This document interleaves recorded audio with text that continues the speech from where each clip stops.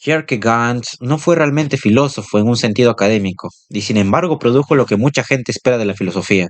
No escribió acerca del mundo, sino sobre la vida, sobre cómo la vivimos y cómo la elegimos. Su objeto de estudio es el individuo y la existencia del mismo, el ser existente. Para Kierkegaard, esta entidad puramente subjetiva está más allá del alcance de la razón, la lógica, los sistemas filosóficos, la teología, más allá incluso de las pretensiones de la psicología. Sin embargo, este ser es la fuente de todas estas materias. La rama de la filosofía a la que Kierkegaard hizo nacer acabaría siendo conocida como existencialismo. Kierkegaard no fue en realidad un filósofo, al menos en el sentido académico, y sin embargo produjo lo que mucha gente espera de la filosofía.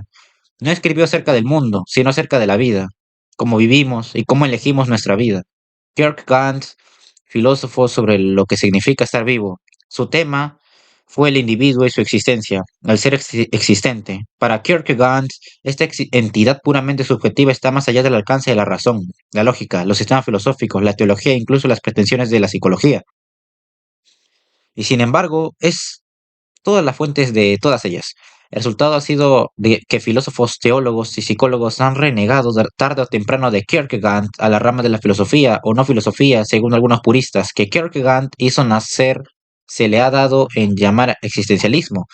Al existencialismo le llevó algún tiempo crecer. Algunos filósofos, Nietzsche, Husserl, Heidegger, fueron existencialistas sin saberlos. Según los existencialistas, Heidegger lo negó vehemente y Nietzsche murió antes de que nadie llegara a decírselo. En realidad, el existencialismo se puso en pie casi un siglo después de la muerte de Kierkegaard, cuando surgió el filósofo francés Jean-Paul Sartre en París después de la Segunda Guerra Mundial. Los intelectuales del París de la posguerra estaban desesperados, ya no había nada en qué creer. El surrealismo, que había ganado credibilidad intelectual anunciándose a sí mismo como absurdo, era visto ahora como ridículo. Los intelectuales franceses hallaban difícil creer en el comunismo, aunque ciertamente lo intentaron.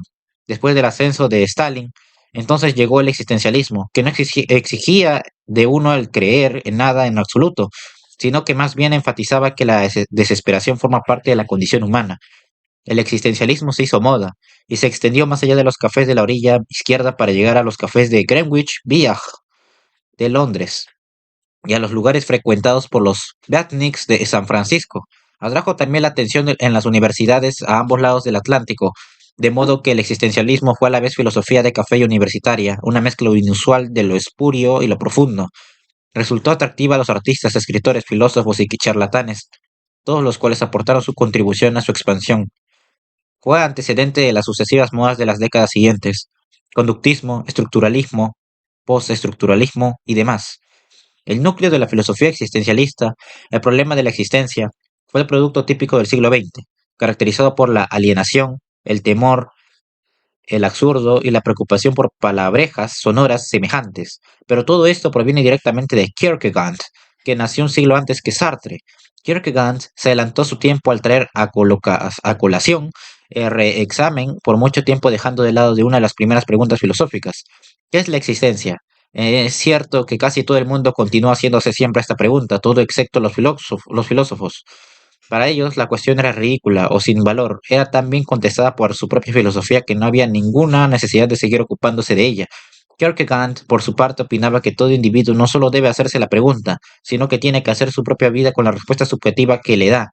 Este énfasis en la subjetividad es la contribución principal de Kierkegaard. El problema de la existencia o del ser estuvo en el centro del pensamiento de los primeros filósofos. Los filósofos se ocuparon de la cuestión del ser antes de que Sócrates y Platón introdujeran la razón en la filosofía, haciéndola así respetable académicamente. ¿Qué significa vivir? ¿Cuál es el significado de la existencia?, se preguntaban.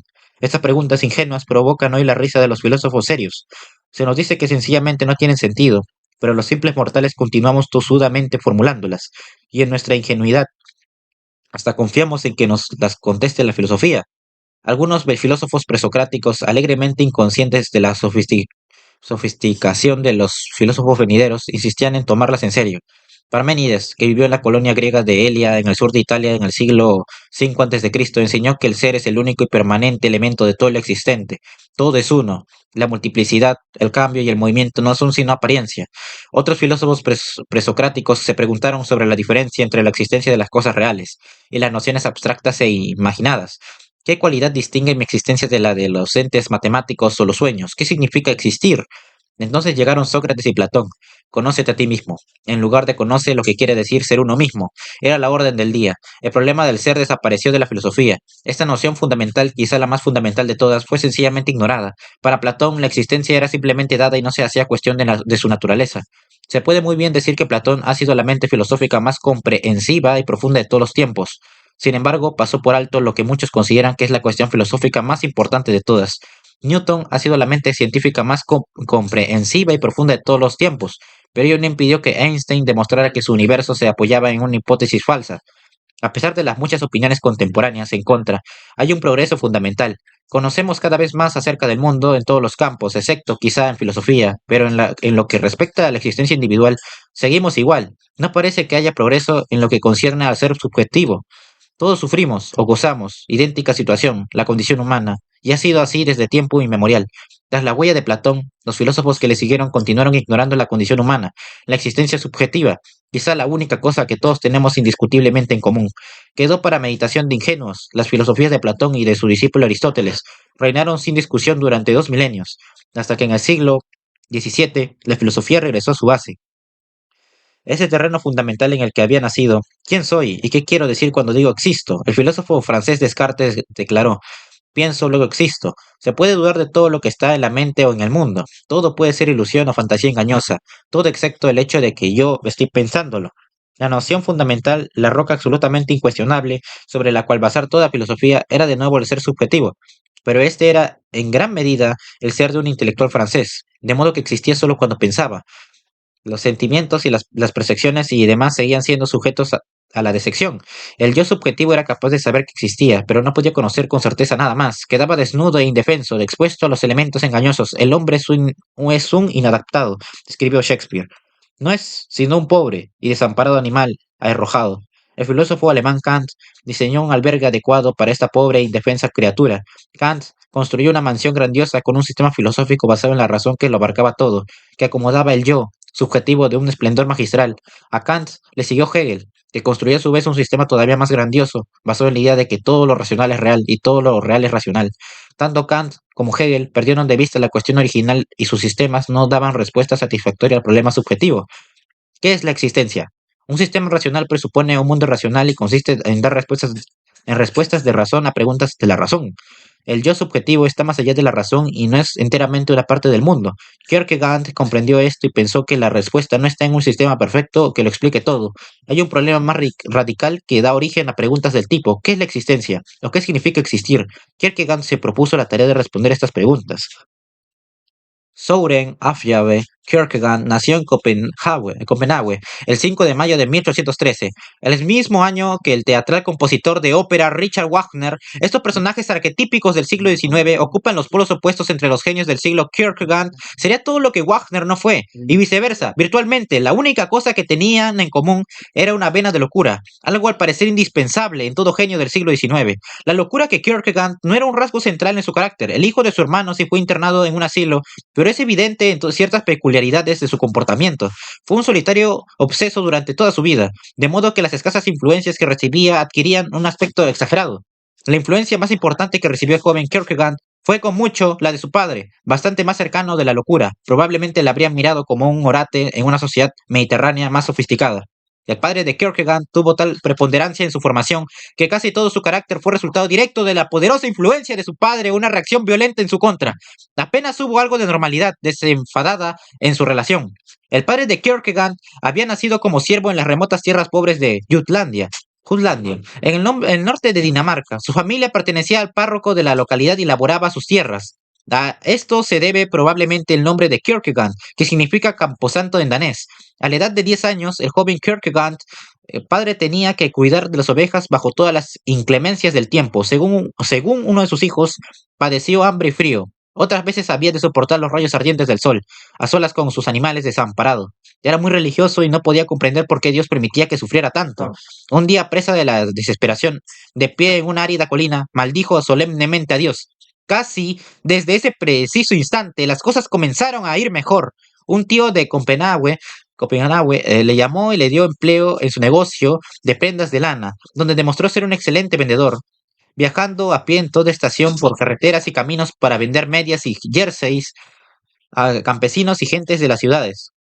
Reunió el dinero suficiente para casarse y fundar un hogar, heredó un negocio considerable al morir su tío y continuó desarrollándolo hasta convertirse en uno de los comerciantes más ricos de Copenhague, recibiendo a veces incluso a la realeza a su mesa. Las 5 casas que poseía sobrevivieron al bombardeo naval británico de 1803, mientras que extensas zonas de la ciudad quedaron arrasadas. 10 años después del padre de Kierkegaard, fue uno de los pocos que salió indemne de la quiebra de la economía danesa, al haber invertido su fortuna en papel del Estado. Pero el hombre que había blasfemado sentía en lo más profundo de sí mismo que estaba condenado. Murió su primera esposa y se volvió a casar con su criada. Solo sobrevivieron 2 de sus 7 hijos, y al poco la segunda esposa también murió. Søren Kierkegaard era el menor y había nacido cuando su padre tenía ya 56 años. Los días de su infancia venían marcados con regularidad por muertes en la familia. Ya predestinado y obsesionado por la religión, cuando nació Søren, el padre de Kierkegaard, se convirtió en un tirano cada vez más depresivo. Dejó los negocios y se retiró a una vida recluida en las tinieblas de la mansión familiar. Se percató pronto de que Søren era el más inteligente de sus hijos, se hizo de él su favorito, una posición envidiable en cualquier otra familia, pero no en la de Kierkegaard. Cuando Kierkegaard cumplió los 7 años, su padre empezó a enseñarle lógica a su peculiar manera. Las frases del joven Kierkegaard eran sometidas a perverso escrutinio lógico y cada acerto había de ser debidamente justificado. Pero podía ir de viaje por el extranjero para descansar. Si bien estos viajes tenían lugar dentro de los confines del estudio de su padre, el joven Kierkegaard debía escuchar atentamente las esmeradas descripciones de maravillas arquitectónicas y culturales de lugares lejanos, como Dresde, París y Florencia.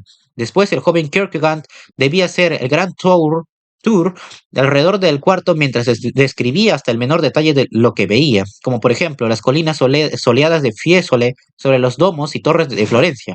Como resultado de este abuso a la infancia, el joven e inteligente Kierkegaard desarrolló una mente lógica de primera magnitud y una imaginación soberbia, si bien algo árida. Al igual que muchos de los escritores de guías de viaje modernos, el padre de Kierkegaard jamás había visitado los románticos y lejanos lugares que describía.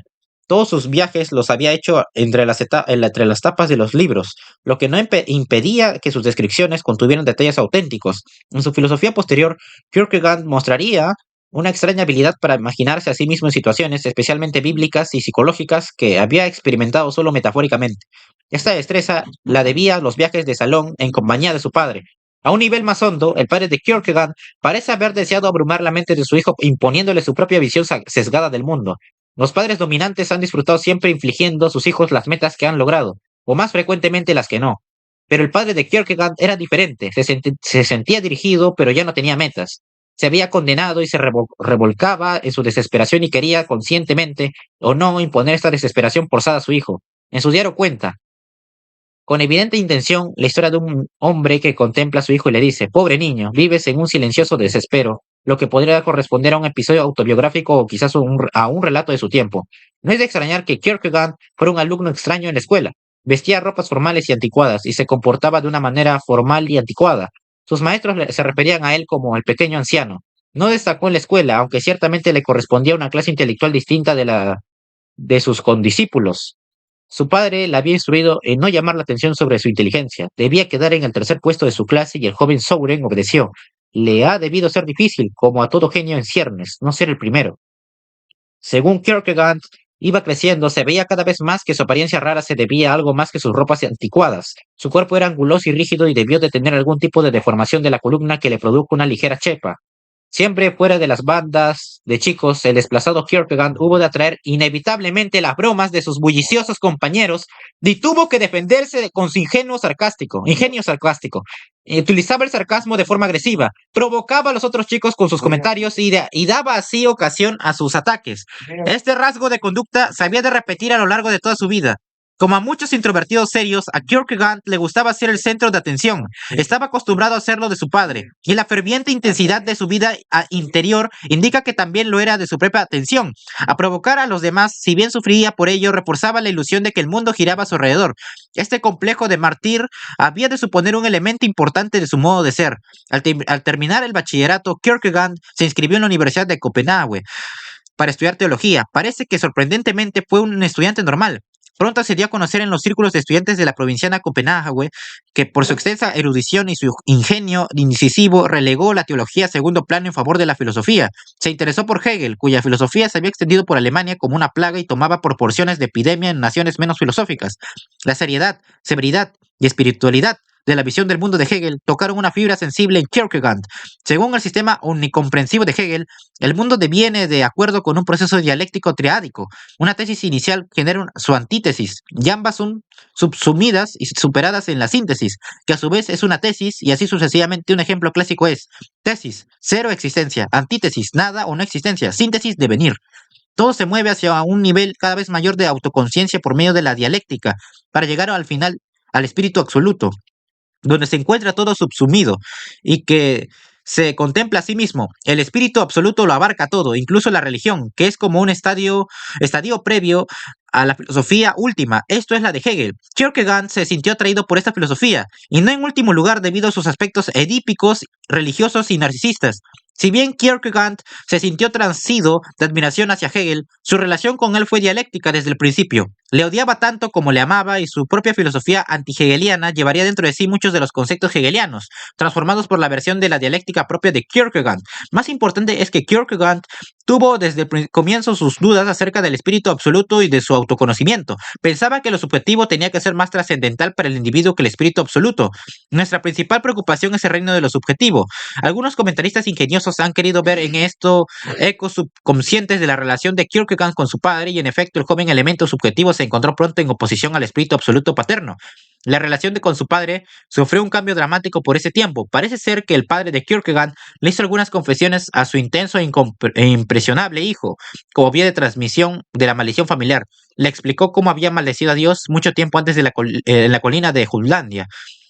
Se dice que Kierkegaard retrocedió horrorizado ante esta revelación, y que poco después se deslizó hacia el alcohol y una vida disoluta en la universidad. Otros perspicaces comentaristas han sugerido que en esto hay más de lo que parece a primera vista. Posiblemente, Kierkegaard estaba ya buscando una excusa para librarse de la abrumadora influencia de su padre. Parece ser también cierto que la confesión del piadoso anciano incluía algo más que cuestiones teológicas, y que le confió que había fornicado. Esto es, dormido con la criada, su segunda esposa, la madre de Kierkegaard, cuando su primera esposa estaba todavía en su lecho de muerte. Esto podría ayudar a explicar el dramático vuelco, quizás dramatizado por él mismo, en la conducta de Kierkegaard, que no era en realidad tan disoluta como pretende hacernos creer.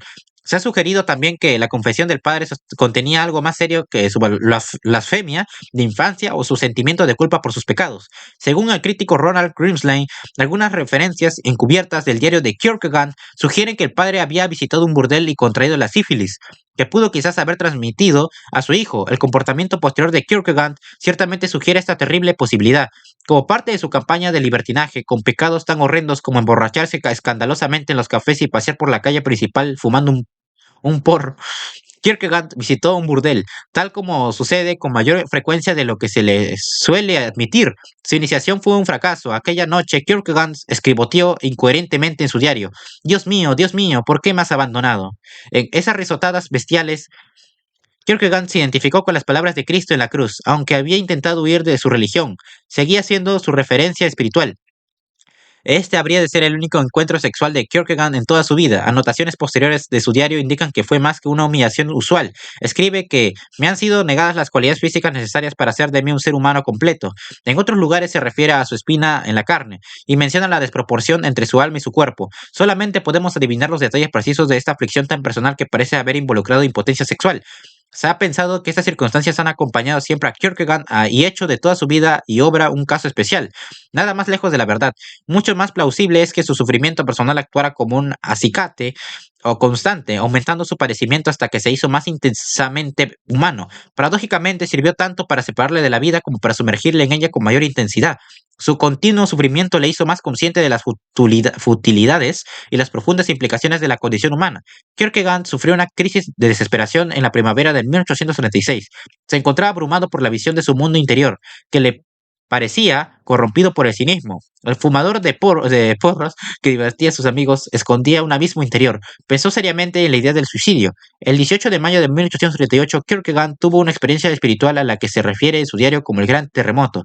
Por fin, encuentro alivio al pensar que a mi padre le había sido confiado el penoso deber de reconfortarnos con el consuelo de la religión, de cuidar de que nosotros se nos abriera un mundo nuevo, aunque lo perdiéramos todo en este.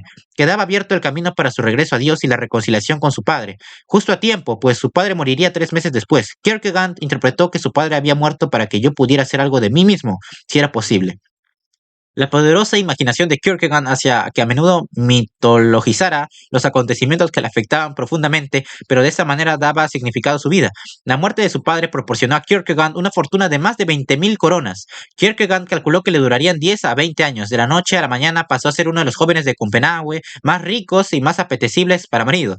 Kierkegaard se había resistido durante más de 6 años a presentarse a los exámenes de la universidad, principalmente porque su padre deseaba que se graduara en teología y se hiciera pastor, algo que apenas le apetecía, pero ahora todo había cambiado. Con un argumento típicamente perverso de la suerte de los que habrían de ser característicos suyos, se persuadió a sí mismo de que debía a su padre aprobar los exámenes, puesto que ahora estaba libre de su presión y era financieramente independiente y no tenía que trabajar. Estudió intensamente durante 2 años, viviendo una vida cristiana ejemplar. Conoció en ese tiempo a una joven adolescente de buena familia llamada Regina Olson, con la que se encariñó profundamente. A pesar de que era 10 años más joven que él, la cortejó de la manera formal de la época, regalándole libros, leyéndoselos y paseándolas con ella en el brazo por la explanada los domingos por la tarde. Regina estaba entusiasmada con su rico pretendiente, cuya brillantez y gracias sociales aparecían atemperadas por una pizca de melancolía seductora. Kierkegaard le correspondía con un sentimiento igual de profundo, pero que se quedaba en el enteramente espiritual. Regines en su inocencia apenas lo notaba, pues así era el comportamiento normal en la decente sociedad danesa. El lado físico de toda relación venía después, y ay de la pretendiente que no respetara las reglas. Regines se percibió pronto, a pesar de su ingenuidad, de que se había enamorado de un hombre nada corriente. Kierkegaard era muy cuidadoso con los libros que le regalaba e insistía en discutir con ella sus contenidos, instruyéndola sobre la manera correcta de interpretarlos. Parecería como si Kierkegaard se propusiera dominar a la Regine de 17 años tal como su padre había hecho con él, pero Kierkegaard no estaba hecho de la severa pasta de su padre. Algo le advertía de lo equivocado de esa actitud y de toda la situación. Sin embargo, la amaba. A veces se interrumpía en la lectura y ella notaba que estaba llorando en silencio. Lo mismo ocurría cuando ella tocaba el piano para él. Tal como escribió, Kierkegaard sufría terriblemente de melancolía, observación que tenía tanto de trágicamente profética como de conmovedora. Formalizaron su compromiso después de aprobar Kierkegaard sus exámenes y cuando ya comenzaba su preparación para pastor. Una vida normal aparecía como horizonte, pero Kierkegaard era incapaz de vivir una vida normal, y lo sabía. Le era imposible espiritualmente, psicológicamente, emocionalmente, físicamente, en casi todos los aspectos, pero lo imposible había sucedido. Se había enamorado y Regina se había convertido en mucho más que la protegida espiritual que imaginó. Al mismo tiempo, Kierkegaard se sentía llamado a una vida fuera de lo normal, a una vida más alta. Si bien no entendía totalmente todavía qué clase de vida sería esa, solo estaba seguro de que quería dedicarse a escribir, a la filosofía, a Dios, y para ello sentía instintivamente que era necesario sacrificar todo lo demás. Kierkegaard supo que había cometido una equivocación a los pocos días de su compromiso con Regine, y trató de romperlo lo más gentilmente posible, pero Regine no comprendía. Le devolvió su anillo y ella seguía sin entender. Sabía que él la amaba y siguió una farsa trágica que había de preocupar a Kierkegaard hasta el fin de su vida. Durante años analizó, fantaseó y diseccionó sus reacciones con una honradez desgarradora. Cuanto más se torturaba, más profundos se hacían sus pensamientos. Lo que empezó como la agonía que causa en una elección sería con el tiempo la agonía de la elección. El dilema que debe encarar toda la humanidad. ¿Qué debo hacer? Se universalizó en cómo hemos de vivir. Kierkegaard contaba ya con los dos temas que generarían su filosofía: su padre y Regine, en el crisol de la neurosis, la obsesión y el sufrimiento. El metal vulgar de sus incapacidades se habían de transformar en la esencia de la condición humana. Después de haber roto definitivamente con Regine, Kierkegaard huyó a Berlín. Allí permaneció durante un año asistiendo a las clases del filósofo romántico idealista Schelling, que estaba decidido a liberar el pensamiento del hechizo de Hegel.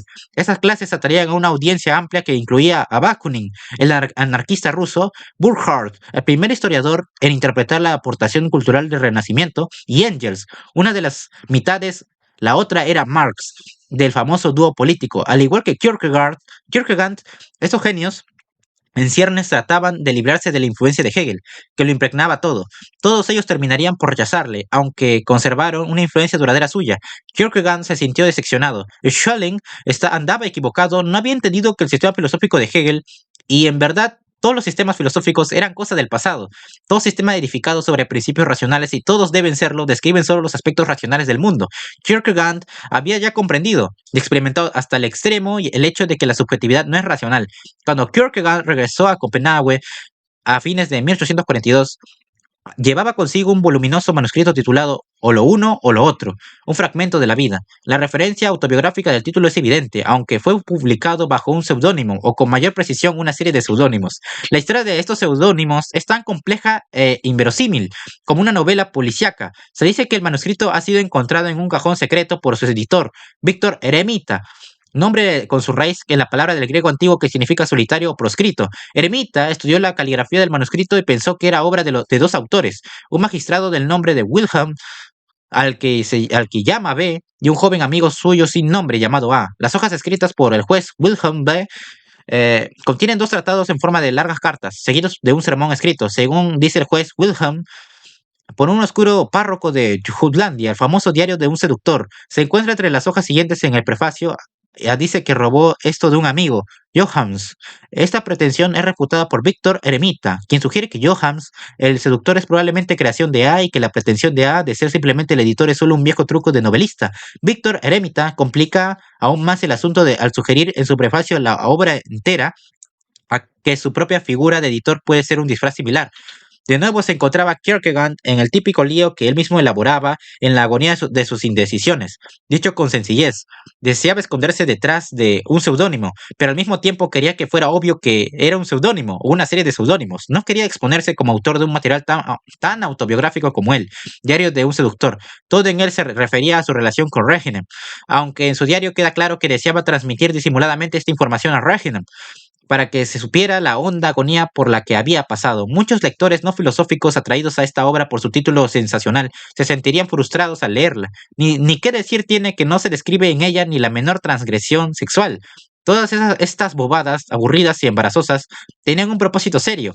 Kierkegaard quería exponer sus ideas desde distintos puntos de vista, como parte del método dialéctico que impregnaba todo su pensamiento. Ningún punto de vista particular debía ser aceptado como correcto o autorizado, ni siquiera como propio del autor. El lector había de hacerse su propia composición del lugar con las ideas expresadas, a menudo en conflicto entre sí. Platón formuló sus ideas como diálogos para así evitar la apariencia de didactismo. Kierkegaard era un solitario y habría sido más apropiada en su caso la caja china con los argumentos desangranándose en una sola mente.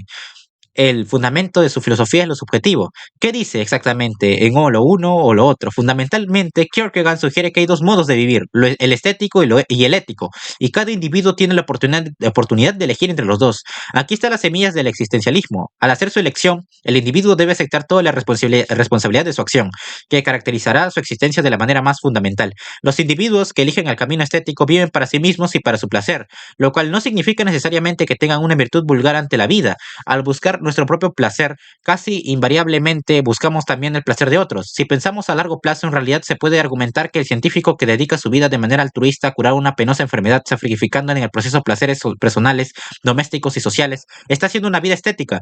Si lo hace porque sencillamente disfruta con la investigación científica, en el contexto de la psicología moderna y la sociedad liberal, es difícil pensar en una vida que no sea estética. Cada uno a su manera, extraña o maravillosa, todos buscamos el placer. La falta de empatía de Kierkegaard con este punto de vista era la característica de su tiempo y lugar.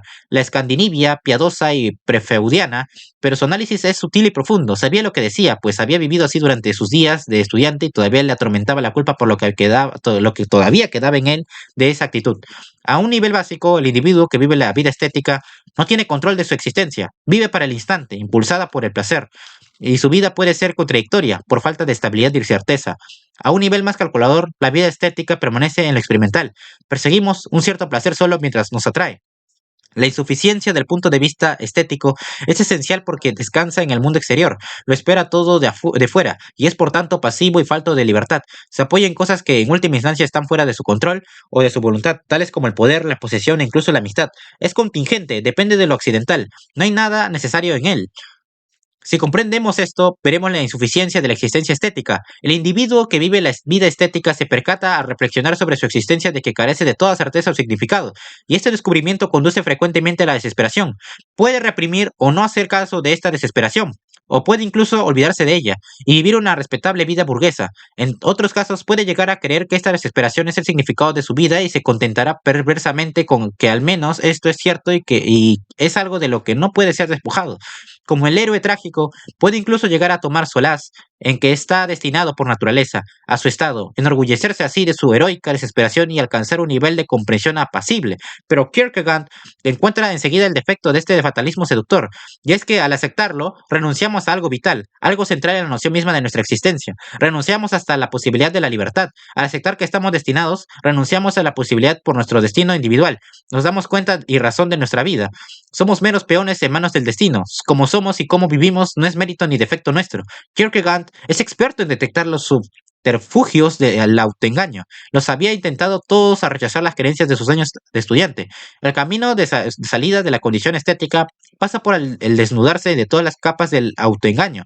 Aunque sea difícil de estar de acuerdo con él en su conclusión última, el cristianismo de una guisa espiritual imposible. Los pasos intermedios son necesarios, pues lo que es de la mayor importancia nos conducen desde un abismo de desesperación a una vida de total responsabilidad por lo que hacemos con ella. La desesperación de Kierkegaard describe es una condición honda que prevalece cada vez más en nuestro tiempo. El cuadro de esta desesperación, la forma que toma, las falacias psicológicas tras las que se esconde, eran premoniciones, su solución es radical. La única respuesta posible consiste en tomar posesión de la existencia y aceptar la responsabilidad.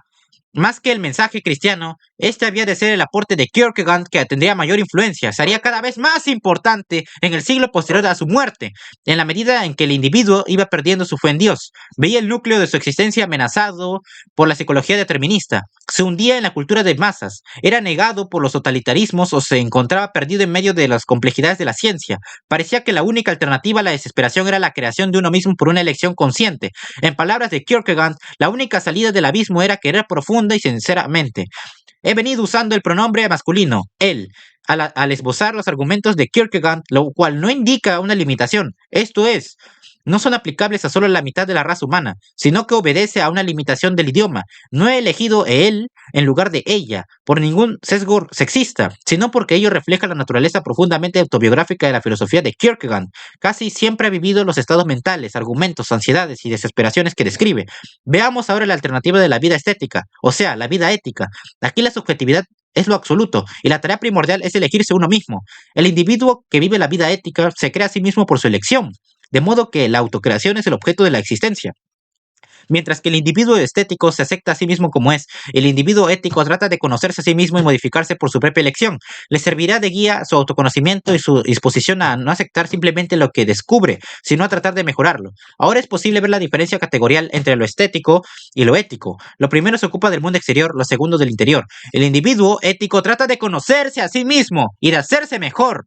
Su fin es llegar a ser un yo ideal. No está claro por qué habría de hacer esto precisamente, a menos que admitamos que el conocerse a sí mismo se hará necesariamente más sabio y optará por una vida superior, que involucre un conjunto de normas éticas. Lo que sí está claro es que el individuo ético no es ya contingente, inconsistente o accidental, sino que expresa lo universal en su vida, y entra así en el reino de las categorías fundamentales del bien y el mal, el deber y otras cosas más. Las razones de Kierkegaard por las cuales el individuo ético pasa del absoluto, de la subjetividad, a un modo de vida universal, son apenas convincentes. Presupone que reconocemos automáticamente lo ético como algo superior y que por ello nos atrae. Como dije antes, la psicología del siglo XX duda de lo primero y lo segundo conlleva la falacia moralista más vieja de todas. Esto es, que cuando conocemos el bien, sentimos que debemos hacerlo. La distinción que hace Kierkegaard es de lo estético y lo ético está bastante clara. Uno es exterior, contingente, inconsistente y lleva la de disipación. El otro es interior, necesario, consistente y autocreador. Resulta convincente, salvo por un defecto. No podemos vivir una vida exclusivamente ética. Siempre habrá un elemento exterior y accidental en nuestra vida. Aun cuando hayamos elegido lo ético, permanecerá necesariamente una parte de lo estético.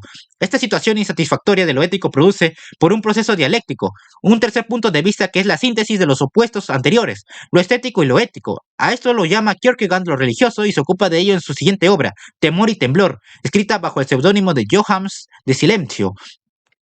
Kierkegaard examina en esta obra la noción de fe y la caracteriza como el acto subjetivo último. Es irracional, un salto fuera de toda posible justificación. No tiene nada que ver con la ética o la buena conducta. La vida ética, con sus ideas de autocreación y elección responsable, es incapaz de producir el salto de la fe. Esta irracionalidad más elevada está más allá de lo ético. A requerir una conducta racional, la fe relaciona al individuo con algo más alto, que es en sí mismo la esencia de todo lo ético. Según Kierkegaard, la vida ética se ocupa de la religión solo en el sentido de lo social, pero para acceder al estado religioso es preciso una suspensión teleológica de lo ético. En otras palabras, es necesario poner en suspenso las normas éticas para poder trascenderlas y cumplir un propósito más profundo. Kierkegaard nos dice que se puede ver lo religioso como una síntesis dialéctica de lo estético y lo ético. Incluye tanto la vida exterior como la interior, certeza e incertidumbre, puesto que el salto de la fe se encuentra más allá de toda certeza. Kierkegaard ilustra el estado religioso por medio de la historia bíblica de Abraham e Isaac. Dios ordena a Abraham que sacrifique a su hijo Isaac para probar su fe. Un acto así solo puede ser visto como éticamente erróneo, pero la fe verdadera, la propia del estado religioso, envuelve un propósito divino que reemplaza todo requisito meramente ético. Abraham se dispone a seguir el mandato de Dios, dejando de lado todo escrúpulo y vive así en el nivel religioso, más elevado que el ético, porque deposita su fe en la divinidad de la que se origina lo ético. Muchos verán en esta actitud una locura peligrosa. Los fanáticos religiosos se han comportado de esta manera a lo largo de la historia. Führers y tiranos han obedecido dictados psicológicos similares. La psicología es la clave de este problema, y la única defensa de Kierkegaard es que él se ocupa de un diálogo del alma, y no de un acto público. Si se mira a Abraham e Isaac como partes distintas de una misma persona, todo parece no solo más claro, sino plausible. El sacrificio es necesario si queremos conseguir algo.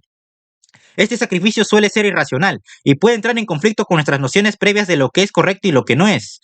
A menudo descubrimos subjetivamente nuestro propósito en la vida por medio de un salto irracional de fe que no tiene nada que ver con lo ético. Kierkegaard relaciona esto con lo religioso, pero es también la manera como todo el mundo da propósito a su vida, y creyendo en sí mismo, para lo que sea, debe ser artista hasta futuro primer ministro consumado, comediante. Como dice Kierkegaard, una vida de poeta comienza en conflicto con toda la existencia. Kierkegaard se detiene en la historia de Abraham e Isaac, y es fácil ver por qué se oyen de nuevo los ecos de su ruptura con Regine. Si bien pudiera parecer incorrecta en el sentido ético a los ojos de Kierkegaard, era necesaria. Si en vez de seguir una vía religiosa, también están presentes oscuros ecos de la relación con su padre. Dios detuvo la mano de Abraham en el último momento, e Isaac no fue sacrificado. El padre dominante había llevado a Kierkegaard hasta el borde de la extinción espiritual, pero murió a tiempo de que su hijo pudiera llegar a hacer algo. Hacia sus 30 años, Kierkegaard dedicaba su vida casi por entero a escribir, ya no veía a sus amigos de estudiante y vivía una existencia solitaria. Salía solo para dar largos paseos por las calles de Copenhague, llamando la atención por su aspecto cada vez más estrafalario. Delgado, cargado de espaldas y con un sombrero de copa, llevaba pantalones estrechos, invariablemente con una pierna más corta que la otra. Siempre había parecido mayor para su edad, y ahora ya semejaba a un hombre de mediana edad. A veces se detenía para hablar con los niños, les hacía pequeños regalos, y ellos se divertían cautelosamente con el humor travieso de este extraño personaje viejo joven. Los fines de semana, Kierkegaard alquilaba un coche e iba a los jardines de la ciudad o al campo. Cuidaba de su rango de hijo de uno de los comerciantes ricos de la ciudad, pero la familia Olsen estaba furiosa por su comportamiento con su hija Regine, y como resultado la buena sociedad le hacía el vacío. Los domingos iba a la iglesia. Frecuentemente veía a Regine entre los otros miembros de la congregación, y ella lo veía. No se hablaban, pero eran muy conscientes el uno del otro. A pesar de que la había herido profundamente y él se habría herido a sí mismo más, quedaba una unión escondida entre ellos. Con toda su honestidad e introspección, Kierkegaard seguía siendo curiosamente proclive al engaño. No podía evitar el esperar que algún día, de alguna forma, él y Regine volvieran a estar unidos. Es de suponer que por un lazo espiritual sabía que era imposible, pero no podía evitar anhelar lo imposible. Le preocupaba constantemente el análisis de su relación y esto contribuía a su autoconocimiento cada vez más profundo. Demasiado bien sabía de los subterfugios interminables que la mente se inflige a sí misma. Lo que había comenzado como un fracaso muy personal por su insuficiencia le había conducido a ver las insuficiencias universales de la naturaleza humana. La subjetividad era imposible, y sin embargo tenía que ser vivida. Mientras tanto, continuaba escribiendo obsesivamente durante los 2 años siguientes, 1844 a 1846. Publicó media docena de libros, bajo varios seudónimos, entre ellos Johannes Climacus, Juan el Trepador, Vigilio Aufdiniensis, vigilante del estorcolero, Hilarus Bochbinder, hilarante encuadernador. No es broma. y Frater Taciturnos, extraño nombre para un autor con logorria, tal como esperaba. Los literati de Copenhague, que conocían ya la verdadera identidad de ese silenciosamente chistoso trepador de estercolero. Las ideas de Kierkegaard se desarrollaban a un ritmo similar al de su producción literaria. Su análisis de la idea de existencia habría de ser crucial en la evolución posterior del existencialismo. Para Kierkegaard, la existencia es un sordo. En matemáticas, un número sordo es aquel que no puede expresar como un número racional como pi. Esto es, la existencia es lo que queda después de que se quita todo lo que se puede analizar. Simplemente está ahí. Kierkegaard la comparaba a una rana que descubres en el fondo de tu jarra después de que te has bebido la cerveza. Pero cuando examinamos nuestra existencia, vemos que es algo más que un simple estar ahí. Tiene que ser vivida, tiene que ser convertida en acción por medio del pensamiento subjetivo. Este es el elemento esencial de la subjetividad y conduce a la verdad subjetiva. Vemos ahora qué quiere decir que Kierkegaard cuando afirma que la subjetividad es verdad. Hay dos especies de verdad para Kierkegaard. La verdad objetiva, como las de la historia o la ciencia, que se refieren al mundo exterior y pueden ser verificadas por referencia o criterios externos. Con otras palabras, la verdad objetiva depende de lo que se dice. La verdad subjetiva, por contra, depende de cómo se dice algo. A diferencia con la verdad objetiva, la verdad subjetiva no tiene criterios objetivos. Kierkegaard da el ejemplo de dos hombres en una plegaria. El uno reza al concepto verdadero de Dios, al cristiano, para Kierkegaard, pero lo hace con un espíritu falso. El segundo es un pagano y reza a su ídolo primitivo, pero con una pasión entera por el infinito. Para Kierkegaard, el segundo hombre es el que tiene la mayor verdad subjetiva, porque reza en verdad. La noción de verdad subjetiva en Kierkegaard es similar a la de su sinceridad, solo que más intensa. Involucra un compromiso interior apasionado. Las verdades subjetivas son las más importantes para Kierkegaard, porque son fundamentales a nuestra existencia. Como hemos visto, no se refieren a ningún criterio objetivo, sino a lo sordo, que queda cuando se han analizado todos los criterios objetivos. La verdad subjetiva concierne al fundamento mismo de los valores, no tanto en lo que tengan de correctos, sino por la naturaleza de nuestro compromiso con ellos. Según esto, ninguna moral puede tener origen en un hecho objetivo. Es curioso que Kierkegaard coincida con el ateo y escéptico filósofo escocés del siglo XVIII, David Hume. Según Hume, solo podemos conocer lo que proviene de la experiencia, de los llamados hechos. De estos hechos no podemos derivar una moral, solo porque la sobriedad conduce hacia una conducta consistente. No podemos decir que deberíamos ser sobrios. Ambos, Kierkegaard y Hume, están de acuerdo en que no podemos deducir un debe ser de un es. Este procedimiento que intenta hacer de la ética parte de la filosofía se conoce hoy en día por la falacia naturalista.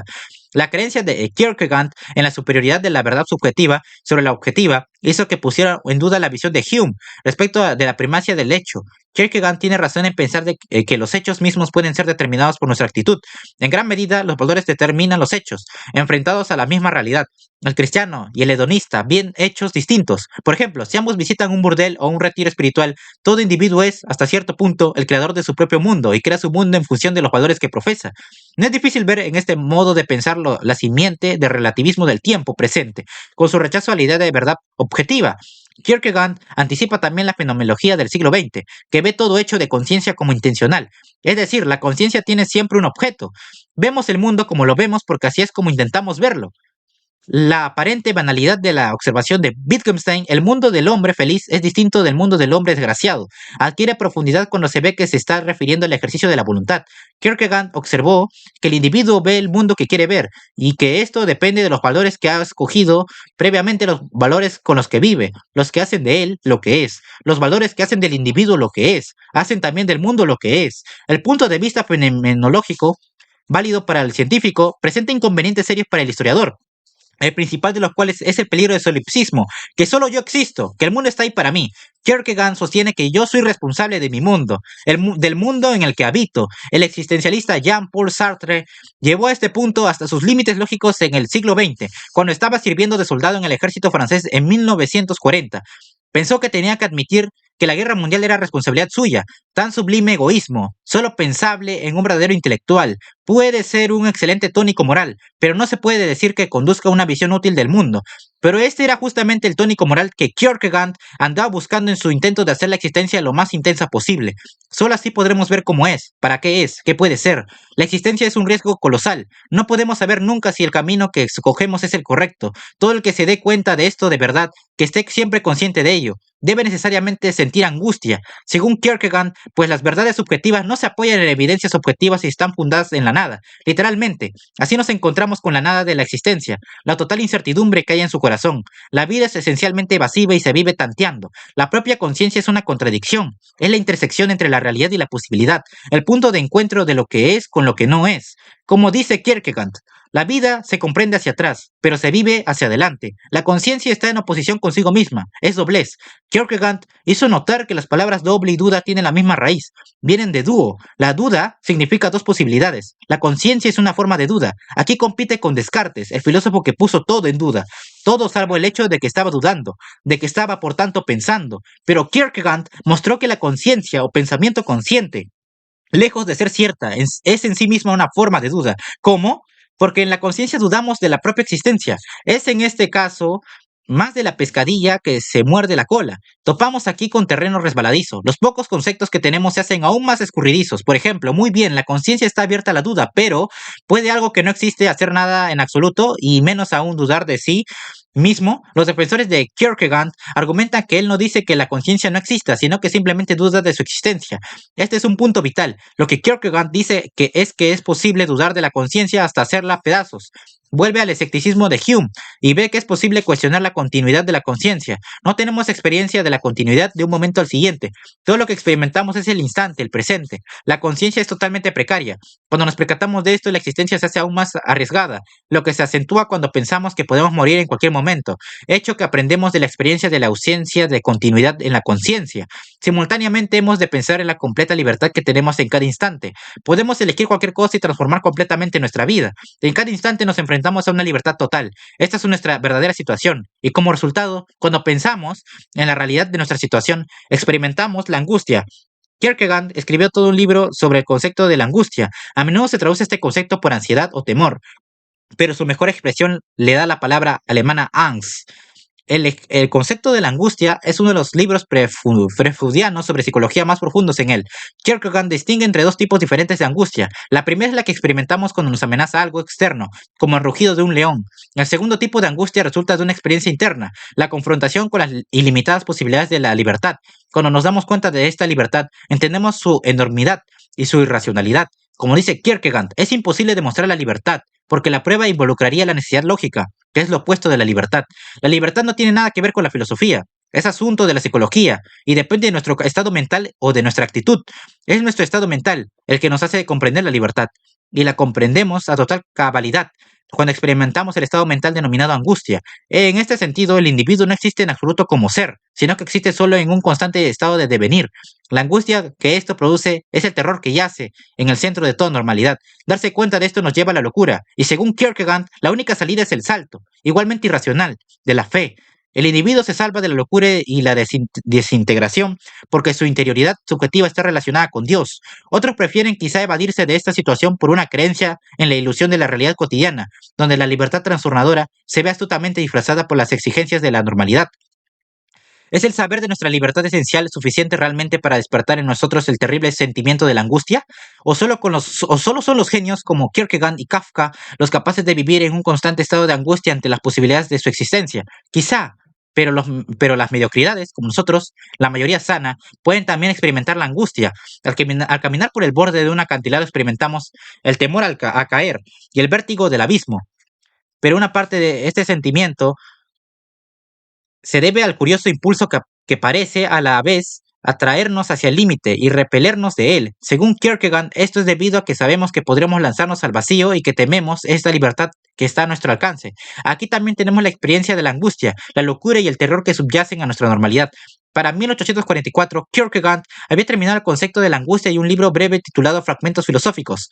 A esto había añadido un largo epílogo de 600 páginas con el título de escritos científicos a los fragmentos filosóficos, una composición mímico, patético, dialéctica, una contribución existencial, escrito por Johannes Climacus, pero publicado por Kierkegaard. En él aparece por primera vez la palabra existencialista, en su forma danesa como existentium, Forhold, condición de existencia-relación existencial. Kierkegaard ya había escrito más de medio millón de palabras en los 5 años anteriores, y no es de extrañar que tuviera dificultades en encontrar qué decir. Así que, de acuerdo con su filosofía, se decidió actuar a crearse a sí mismo por medio de una elección importante, y su acción fue típicamente perversa. Varias de sus obras con seudónimos habían recibido críticas moderadamente favorables. En la revista Corsario, este era el panfleto satírico y escandaloso de Copenhague. Famoso por sus ataques injuriosos a las personalidades locales, Kierkegaard eligió provocar a Corsario, publicando una carta maliciosa en la que atacaba a la revista. Uno se siente insultado al ser alabado en semejante periódico, y revelaba la identidad de sus editores anónimos, haciendo que uno de ellos perdiera la oportunidad de ser profesor. El resultado era predecible. Durante varios meses, en cada número de Corsario hubo artículos que atacaban a Kierkegaard y a sus seudónimos. Se caricaturizaba su aspecto, se ridiculizaba su forma de vestir y se hablaba en tono desdeñoso de sus ideas.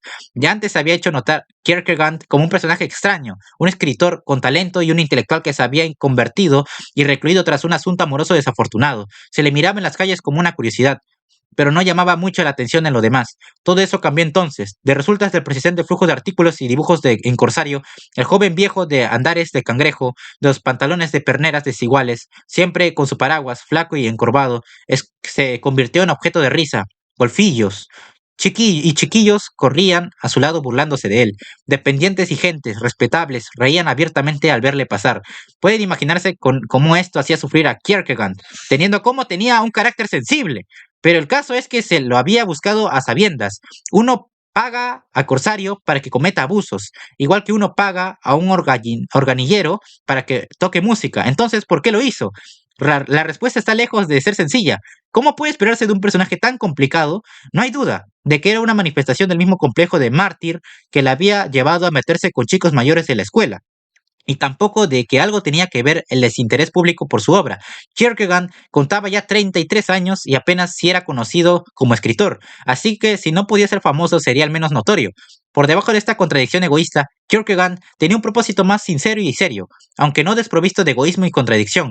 Deseaba ser ultrajado por sus conciudadanos para hacerse mejor. Los usaría para ser mejor cristiano, puesto que deseaba vivir la vía del espíritu. Este era el modo de adquirir el valor necesario. Sus aspiraciones anteriores, más modestas, habían sido parcialmente inconscientes, pero esta ciertamente no lo era. Ya había, además, por supuesto, una razón que subyacía a todas las demás, en palabras del único pensador religioso de calibre igual al suyo, Pascal. El corazón tiene razones que la razón desconoce. La razón del corazón de Kierkegaard era Regine. Deseaba llamar su atención, mostrarle cuánto estaba sufriendo. Pero si su intención era la de cautivar a Regine, evidentemente fracasó. Por entonces selló ella su compromiso con otro, y un año después se casó. Esto hirió profundamente a Kierkegaard.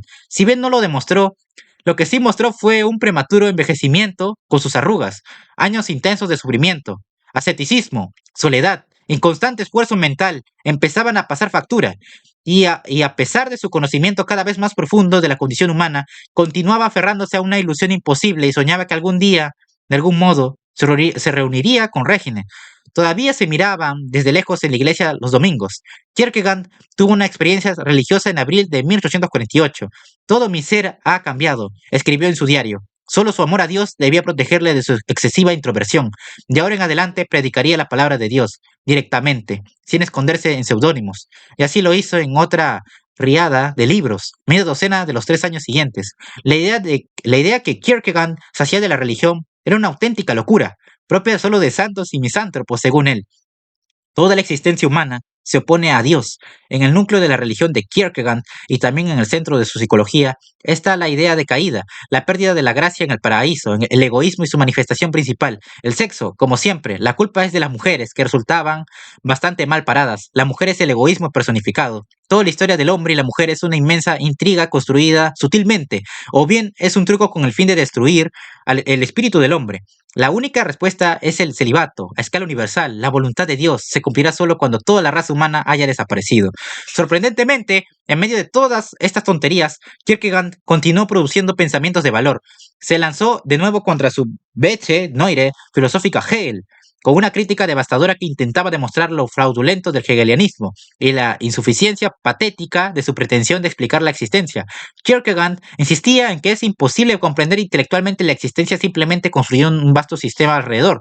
Tan pronto como se identifica la existencia con el pensamiento racional, no hay lugar para la fe. En Enfermedad y Muerte analiza Kierkegaard la desesperación y concluye que es el fracaso en querer ser lo que uno verdaderamente es. Pisa aquí un terreno peligroso, por cuanto que contradice su anterior idea de que el yo no existe como ser, sino como devenir, y ahora está presuponiendo el yo que uno verdaderamente es. Pero ¿hay un yo auténtico o al menos un solo yo potencial para cada individuo? Este asunto es fundamental. Hay una diferencia categórica entre usar las varias potencialidades de uno, que pueden ser contradictorias o incluso mutuamente excluyentes, o buscar un hipotético yo auténtico.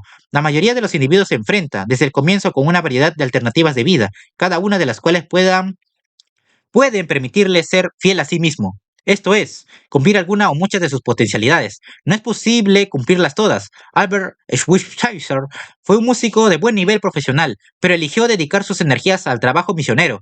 ¿Cuál era su yo auténtico? En muchas de estas invitaciones a que lleguemos a ser nosotros mismos, hay una agenda escondida si él, yo auténtico, está ya fijado. Y si no está fijado, ¿es posible aún hablar de descubrir el yo auténtico? No. Descubrir implica algo que ya está ahí, aunque no sea todavía conocido. El mejor argumento contra el descubrimiento de uno mismo es uno que utilizó el mismo Kierkegaard cuando habló de utilizar la elección para crearse a uno mismo. Esta es la auténtica libertad, la que produce Angst, sobre la que Kierkegaard insiste en otro lugar. Pero volvamos a la desesperación. Para Kierkegaard, la desesperación inconsciente resulta como un individuo se identifica con algo externo a él. Esto puede ser trivial, desear ser el próximo Einstein, o la ambición más elevada, casarse con Madonna. En ambos casos, queda el individuo a merced del destino. Es otro el próximo Einstein y la proposición de matrimonio es rechazada sin piedad. Como no consigue el yo que ambiciona, el individuo no puede soportarse a sí mismo, de lo que resulta un vacío interior acompañado de un deseo inconsciente de ser muerto. La desesperación consciente sabe de sí misma. Esto ocurre de dos maneras. La noción falsa de desesperación consciente sucede cuando un individuo sabe que desespera pero supone que otros no lo saben. Nadie sabe cómo me siento. Esto le causa una desesperación aún mayor. La noción verdadera de desesperación consciente hace ver que la desesperación es de hecho parte de la condición humana y como tal, parte de cada yo. La única salida a la desesperación es elegir su propio yo y dar el salto de la fe. Así revela Kierkegaard su agenda escondida. El único yo auténtico es el creyente. Kierkegaard comenzó sus 40 años escribiendo furiosamente. Representaba más edad y su dinero se estaba acabando. Necesitaba encontrar un trabajo, pero solo podía aspirar al de pastor. Algo en él se resistía con asco ante la perspectiva, a pesar de que parecía haberlo aceptado hasta cierto punto. Por principio, le contrariaba tener que ganarse la vida con la religión, y además su idea del cristianismo no era compartida por la iglesia de Dinamarca, una iglesia que permitía a los pastores casarse, no iba a predicar del el celibato universal. Kierkegaard pensó que había llegado el momento de desenmascarar la farsa del cristianismo que predicaba la iglesia de Dinamarca. Sin percatarse de que sus fondos iban menguando, lanzó una revista llamada El Momento. Editor y único colaborador, Kierkegaard. Kierkegaard atacó en él a la iglesia, tildándola de máquina y llamando hipócrita mundano a uno de los obispos más respetados. Para colmo, era hegeliano. Llegó a sugerir en un número que si se descubriera que Cristo no había existido, la iglesia seguiría como antes, y pocos serían los pastores que renunciarían a su buena vida. Esto produjo gran escándalo. Como era de esperar, ya no había ninguna posibilidad de que Kierkegaard perdiera su libertad, ni pensar en un empleo de pastor. Era en cierto modo el incidente que con corsario repetido. Kierkegaard conseguía fama y la atención general. Sus artículos fueron traducidos al sueco y la controversia causó furor en Escandinavia.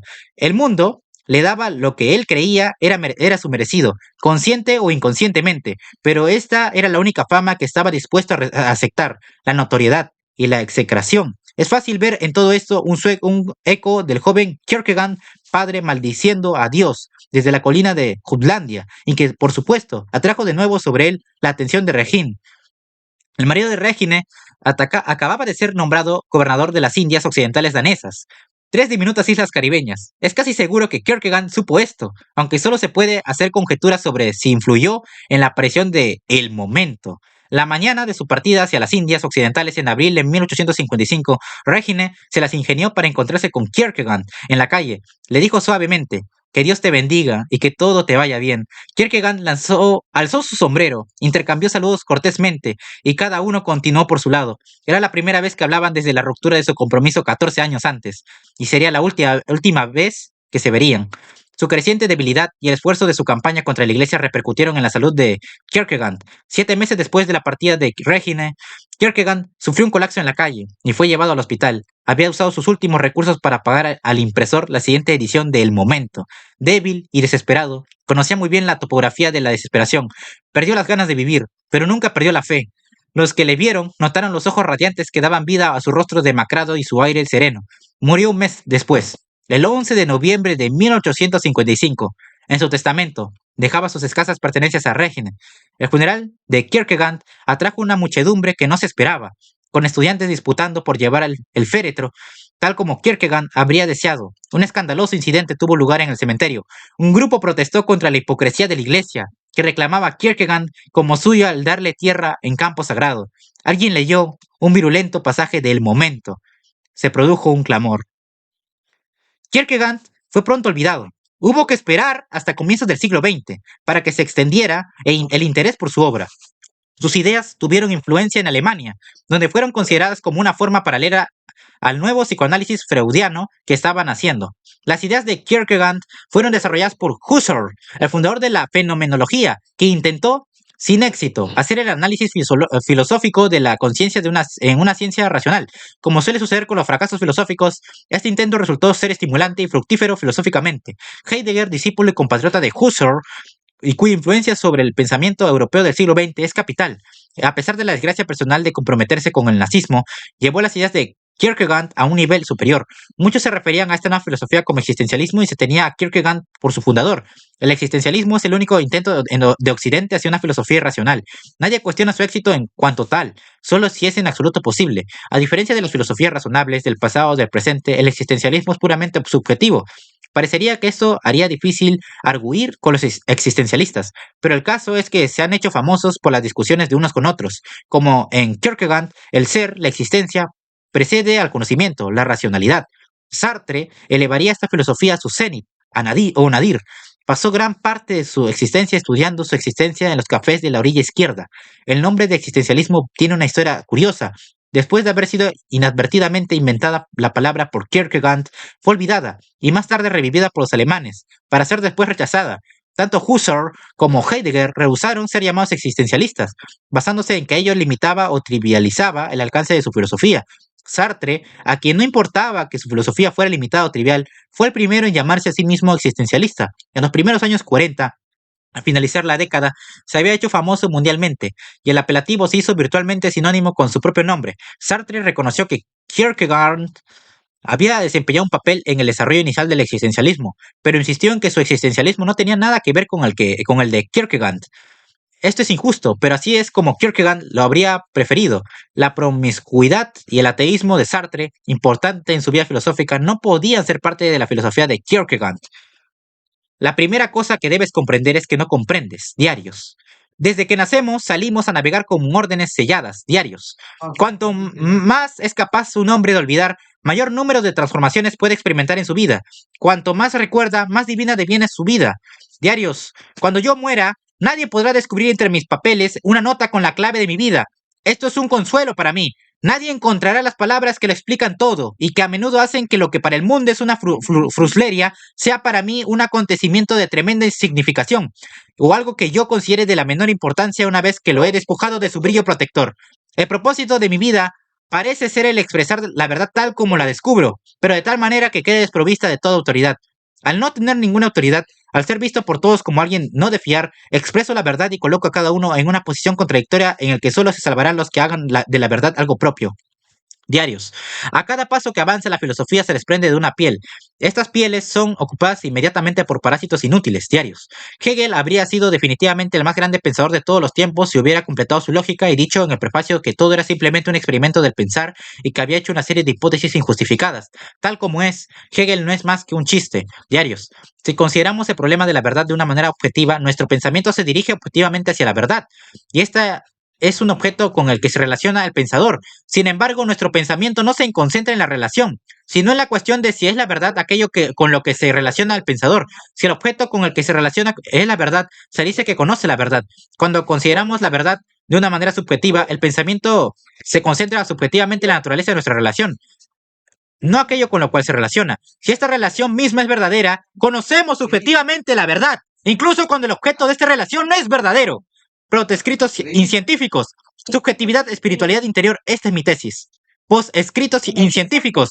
La filosofía tiene razón cuando sostiene que la vida debe comprenderse hacia atrás, pero uno se olvida del otro principio, que debe ser vivida hacia adelante. Cuando se analiza este último principio, se llega inevitablemente a la conclusión de que la vida no puede ser nunca ser adecuadamente en el tiempo, porque en ningún momento vivido adquiere la quietud necesaria para orientarse hacia atrás. Aforismos. Lo cómico es siempre un signo de madurez, pero es vital que una nueva emoción esté pronta a brotar por debajo, y la pura fuerza de la comedia no debe apagar este patos que crece, debe más bien servir para indicar que un nuevo patos comienza. Protescritos científicos. Humanidad. Todos estos seres humanos excepcionales, pocos y dispersos de los siglos, cada uno en su momento, han expresado un juicio sobre la humanidad. Según uno, el hombre es un animal, según otros, es un hipócrita, para un tercero, es un embustero, y así sucesivamente. Quizá no estoy muy lejos de la diana cuando digo es un charlatán, y a ello le impulsa el don de la palabra. Todos participan de lo más alto por medio de la palabra, pero participar de lo más alto por medio de la palabra y hacerlo diciendo tonterías es parodia semejante a participar en un banquete real porque se está de espectador en la galería. Si yo fuera pagano, diría, una deidad irónica dio a la humanidad el don de la palabra con el fin de divertirse observando tal engaño. Naturalmente, desde el punto de vista cristiano, Dios concedió a la humanidad el don de la palabra por amor, para hacerle posible a todos llegar a la comprensión real de lo más alto. Oh, con qué pena debe observar Dios de resultados diarios. Si las ciencias hubieran estado tan desarrolladas en tiempos de Sócrates como lo están ahora, los sofistas y los profesores de filosofía habrían sido científicos, habrían colocado microscopios en la puerta para traer negocio y habrían puesto carteles que dirían: aprended y ved a través del microscopio como la humanidad piensa. Al leer este anuncio, Sócrates había observado: así es justamente como se comportan los hombres que no piensan. Aforismos. La fe es un absurdo. Su objeto es de lo más improbable e irracional y fuera del alcance de cualquier argumento. Supongamos que alguien decide que quiere tener fe. Sigamos esta comedia. Quiere tener fe, pero al mismo tiempo quiere estar seguro de que está dando un paso correcto. Así que se propone una investigación objetiva sobre la probabilidad de que esté en lo correcto. ¿Qué sucede? Por medio de la investigación objetiva sobre la probabilidad, el absurdo deviene en algo distinto. Se vuelve probable. Se vuelve cada vez más probable, extremadamente probable, totalmente probable. Esta persona está ya lista para creer, y se dice a sí misma que no cree de la misma manera que los hombres corrientes, como zapateros y sastres, sino que cree después de haber pensado todo el asunto adecuadamente y comprendió su probabilidad. Ahora sí está lista para creer, pero aquí en este instante le resulta imposible creer. Algo que es casi probable o extremada o totalmente probable es algo que puede casi conocer o prácticamente conocer o extremada y totalmente conocer, pero en lo que es imposible creer, pues el absurdo es el objeto de la fe y el único objeto que puede ser creído. Escritos científicos. La raza humana cesó de creer en Dios y llegó su castigo. Empezó a sentir temor de ella misma y empezó a anhelar lo fantasmagórico y ahora tiembla ante esta criatura de su propia imaginación. Aforismos. Fin.